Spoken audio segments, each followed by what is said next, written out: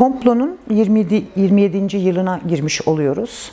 Tabii bu komploda amaçlanan egemen güçlerin ve aynı zamanda Türkiye'nin Kürt halkını yok sayma üzerinden tarihsel olarak hep bir mücadele yürüttüler. Savaş politikalarını işlettiler. Kürt halkının varlığı demek, ulus devletin zihniyetine karşı bir duruş sergileniyor üzerinden hep düşündüler ki ulus devletin de kodlarına baktığımızda hakikaten halkları yok sayan bir yerden yaklaşan bir zihniyete sahip. Tam da Sayın Öcalan'ın Kürt halkının varlığı üzerinden ortaya koymuş olduğu felsefeyle bir yönüne de hem felsefe hem de yaşam modelini ortaya koymasıyla gelişen bir mücadele olmuş oldu Kürt halkı ve diğer halklar nezdinde.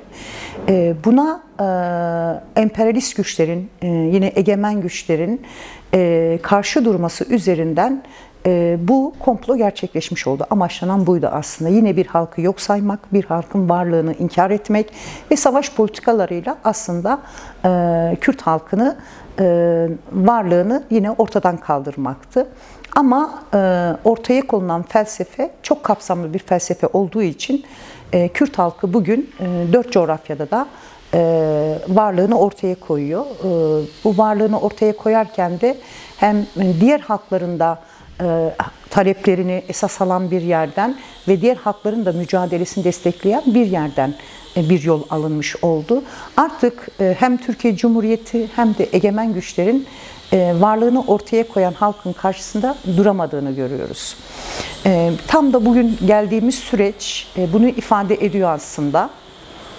Orta Doğu'da çeşitli gelişmeler, değişmeler yaşanıyor. Bu gelişmeler, değişmeler yaşanırken Sayın Öcalan'ın ortaya koymuş olduğu ideolojisi üzerinden bu gelişmeler, değişmeler yaşandı. Ulus devlet zihniyetine karşı. Bugün ise baktığımızda Türkiye'de bir süreç var. Ve devletin de kendisinin kabul gördüğü bir süreçten bahsediyoruz. Devlet Bahçeli'nin işte Sayın Öcalan gelsin kürsüde konuşsun demesi aslında Sayın Öcalan'ın bir baş müzakereci olduğunu ifade ediyor. Doğrudan bir muhatabın olduğunu ifade ediyor. Tabii mecliste komisyonun kurulması ve bu komisyonun bir çalışma yürütmesi çok anlamlı, kıymetli. Ama hem Kürt halkı olarak hem de dünyada yaşanan deneyimler üzerinden baktığımızda bir baş müzakereci varsa, esas muhatap alınması kişi var ise genelde muhataplarıyla hep görüşme yapılmıştır. İşte bugün oluşan bu komisyon, mecliste oluşan, siyasi partilerden oluşan bu komisyonda Sayın Öcalan'la bir an önce görüşmelidir. Ve bir yönüyle de 9 Ekim'de yapacağımız özgürlük yürüyüşüne de, özgürlük yürüyüşündeki amacımız da Sayın Öcalan'ın hem tecritin kaldırması, özellikle de fiziki özgürlüğüne kavuşmasıdır. Bu amaçla biz özgürlük yürüyüşümüzü gerçekleştireceğiz. Yani Sayın Öcalan'ın özgürlüğü için yürümüş olacağız.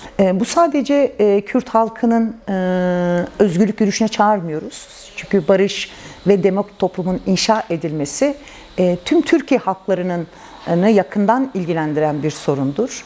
Türkiye'nin barış ve demokratik toplumun inşa edilmesi için bu yürüyüşü gerçekleştirmiş oluyoruz. Ve baş müzakereci Sayın Öcalan'ın da özgürlüğüne kavuşması için Türkiye'de ve Kürdistan'ın her ilinde özgürlük yürüyüşlerini gerçekleştirmiş olacağız. Sonuçta bir barış sürecinden bahsediliyorsa bu barış sürecinde baş müzakereci Sayın Öcalan'ın esas alınması gerektiğini aslında toplumun geneli %80'i diyebileceğimiz bir kesim bunu kabul ediyor. Çünkü bir süreç var ise bu sürece esas alan bir yerden devletin de yaklaşması gerekiyor. Devlet tarafının yetkilerinin yaklaşması gerekiyor. Yani farklı kesimler üzerinden de genel olarak şöyle bir düşünce var. Evet, biz bu sürece gerçekleşmesini, somut adımların atılmasını, Türkiye'de bir barış sürecinin gerçekleşmesini talep ediyoruz. Bu yöne ciddi anlamda bir duyarlılık var. Ama güven noktasına geldiğimizde işte bu iktidara güvenmiyoruz, devlete güvenmiyoruz. Çünkü geçmişte yaşanan bir pratikte olduğu için 2013-2015 yıllarındaki pratikte deneyiminden dolayı aslında bir güvensizlik var. Bu güvenin sağlanması, tesis edilmesi için de devletin somut adımlar atması gerektiğinden genelde bahsediyor halklar. Bu açıdan önemli. Ondan dolayı da somut adımları beklemekte. AİHM'in 2014 yılında bir umut hakkı üzerinden Türkiye'nin aleyhine bir karar aldı. Sürecin de gelmiş olduğu aşama artık şunu zorluyor. Sayın Öcalan özgür olmalıdır. Bundan dolayı da 9 Ekim yürüyüşü Türkiye halkları ve Kürt halkı, gençler, kadınlar açısından çok önemli.